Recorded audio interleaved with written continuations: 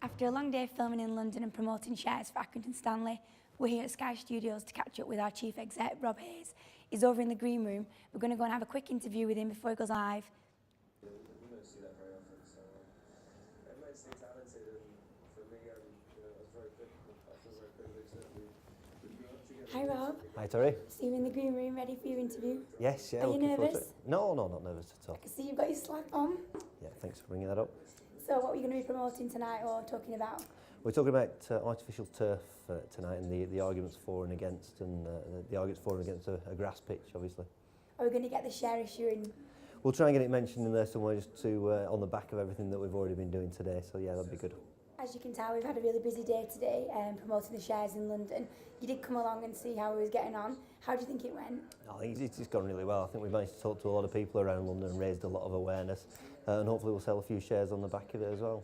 I spoke to Elias early on, and he was saying what a fantastic job that you and Rhiannon have done just going around London. I know it hasn't been particularly warm and you've had to put up with some particularly cold conditions, but I think you've done a really good job. You managed to get that message out there of what we're trying to do at Accrington, and I think it's been really well received. Rob Hayes and Chief Executive of the Institute of Groundsmanship, Jeff Webb. Welcome, gentlemen. Rob, let me start with you on this. This is all about the Football League. What are the nuts and bolts that would need to be gone through for it to happen? I think the main thing that we're finding now is that whereas there was an awful lot of opposition, we saw that with the stats at the start of the programme as well, I think now there's a lot less strong opposition towards it, and I think that's why people like Accrington Stanley are starting to look at it as possibly as a viable option. What do you think it would do for Accrington Stanley as a club if you were to be able to switch to this? It's a money thing, first and foremost. There is that, because obviously we can train on it, so we don't have to pay for training facilities. It's not just the first team, the youth team can train on it. We can hire it out, we can play an awful lot more games on it. Instead of just the 20-30 games that we get on a season, we can play on it 7 days a week. But the other thing is that the really important thing for Accrington is we try to place ourselves as a community club. We want as many people involved with the club as possible, and if we can get people from the town, from around the town, coming into Accrington Stanley 7 days a week and interacting with the club and buying beer and buying pies and just generally being involved with Accrington Stanley, then that is a big step forward for us. What about the people that you want to bring in, the people that you want to come in and buy the pies and have a drink there? What have they been saying to you about it? There's a lot of excitement around the fact that could actually happen, and there's nothing worse being a football club. You have this grass pitch that you can only use 20 times a year, and people hardly ever come to the football club, even though they perhaps might support Accrington Stanley. But with this facility to allow more people on the pitch, we want to get Shutter the Keep off the grass pitch. We want to get as many people on the grass, if you will, or the artificial turf, and just get more involvement with the football club. Is there a feeling developing? Can you feel the ground shifting in terms of opinion inside the game?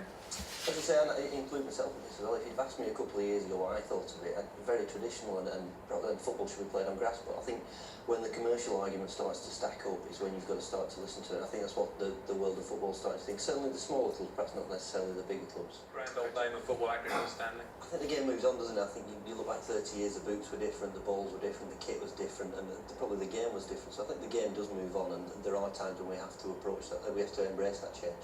I mean, I suppose if you're embracing change, the groundsman with the change, you're still going to need skilled people to look after these things. You still need skilled people, and groundsmen have been adapting for ages, basically. This has been around since the 40s, since the NFL really launched it in the mid-60s.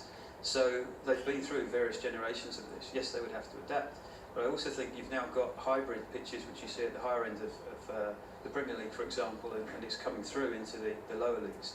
And maybe that's something that the football authorities can again look at in how to help, say, Accrington Stanley's case, is look at the grant system. I think there's a Football Stadium Improvement Fund, for example, that gives funding towards the lower end of the Football League. Hasn't actually enabled that to be attributable to pitches. It's been for the facility surrounding the pitch. So maybe there's different ways to balance the books, and maybe alternative ways of looking at this subject. Okay, quick straw poll then. When's the first Football League club going to get one? I think it'll take 2 or 3 years at least. I think, but I'll answer those questions about the FA Cup, going into the Premier League, and how the other competitions react to such a rule change. Right. Jeff, do you think it will happen? Would you put a time frame on it? Ultimately, it's a decision of the chairman in the Football League, so if they win that argument, I'll have to go along with your comment on that. But I think what we need to do is advance the argument for natural turf alongside that, and look at the pros and cons. Do the research and make sure you invest in the right decision. But don't get rid of the groundsmen, they're an asset to this country. And is it going to be a huge political battle if you want to do it, Rob?